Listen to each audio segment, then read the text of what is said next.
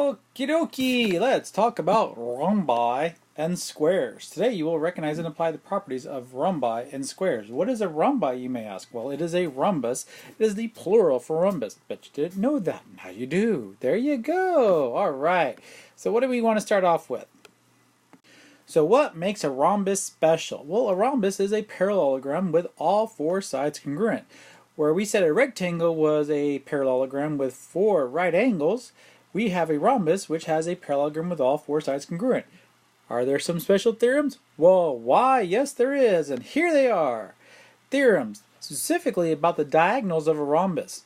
First off, the diagonals are perpendicular. They're not equal, but they are perpendicular, so they will be perpendicular to each other. So they form 90-degree angles at the intersection of the diagonals. And also, they bisect a pair of opposite angles. So basically, they become angle bisectors for your corner points of your rhombus. So kind of keep that in mind. That might be useful information for helping you decide some things and finding some variables and things like that. We will look at some more problems with that stuff later. All right, what else? Let's talk about a square. A square is a parallelogram that has four congruent sides and four right angles. So it is like the combination of a rectangle and a rhombus. So four congruent sides, four right angles. That is the important part. And has to have both. And then it's a square. Does it have? So here we can say, and we'll talk about some little theorems in that in a minute. But they give you this little Venn diagram to show you, look, you got parallelograms. That's like the whole space. Inside parallelograms, because opposite sides are parallel, that's all that is really there, we have some special ones called rectangles that have four right angles. We have rhombi, which have four congruent sides. And then intersecting those two are squares. The way I used to always draw it out was I would say, here's a parallelogram. All the properties of a parallelogram branch out, and there are special parallelograms called rectangles and rhombi. And then from those, we can join those and create a square. Whichever drawing best helps you realize this, but keep in mind that all the properties of a parallelogram still apply to a rectangle, to a rhombus, and to a square. It's just that these are more specialized types for each of that. Okie dokie. So we have now some conditions for rhombis and squares. If the diagonals of a parallelogram are perpendicular, then the parallelogram is a rhombus. So if I know the diagonals are perpendicular, then I know it's a rhombus. And vice versa. If one diagonal of a parallelogram bisects a pair of opposite angles, then the parallelogram is a rhombus. Again, these are just converses of the previous theorems you saw. If one pair of consecutive sides of a parallelogram are congruent, then the parallels is a rhombus.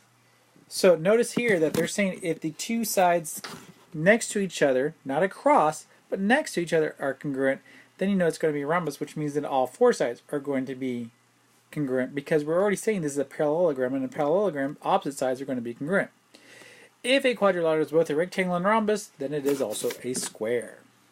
Alright, so let's look at some examples, shall we?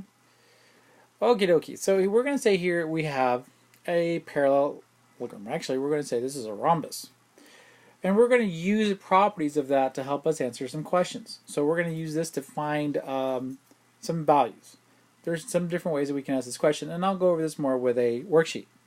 But let's start off. If AB is equal to 14, then find BC. Well, the nice part here is AB, since we're saying this is a rhombus, all sides are equal. So AB is 14, then BC is 14, CD is 14, and so is DA. So since I asked for BC, I just say it's 14. Plain and simple. It's easy. Yes, it can be that way. Alright, let's look at another one. If the measurement of angle BCD is equal to 54, find the measurement of angle BAC. Well, first off, you need to know which angle is which. And I thought this was a little interesting. So don't always judge, like I said, based on the picture that they give you, because sometimes they give you something that's a little bit off. 54 degrees, you would not picture to be this angle right here, which is BCD. They're asking for BAC, which is this one right here, that goes like that. So keep in mind, diagonals bisect. So if that's the case, then diagonals bisect, then I could cut that 54 in half and get 27. So if this whole thing right here was 54, then I know that this would be half of that, 27. Okie dokie. And then let's look at a third example. If AD is equal to 3x minus 1 and AP, and PC is equal to x plus 9. Guess I need to make sure I can read my own handwriting. Anyways, find AC. Well, keep in mind again that we know that angles are going to be bisecting each other because these are, again, parallelograms. And so we can set them equal and say 2x is equal to 10, AX equals to 5. So then the AP, whoopsie. So if that's the case, okay, once you found out that x equals 5, then you can plug that back in and say, okay, 3x plus 1, 3x minus 1, 3 times 5 is 15, minus 1 is 14. But then I want to find the whole thing, which is going to be double that, so then that whole thing would be 28. So there you go. Those are some ideas. And again, they're just using properties that you should already be knowing how to use. And that should hopefully make things easy. Anyways, we'll talk some more about proving these with coordinates and trying to prove like which sides are congruent, parallel, things like that. That will be another set of notes.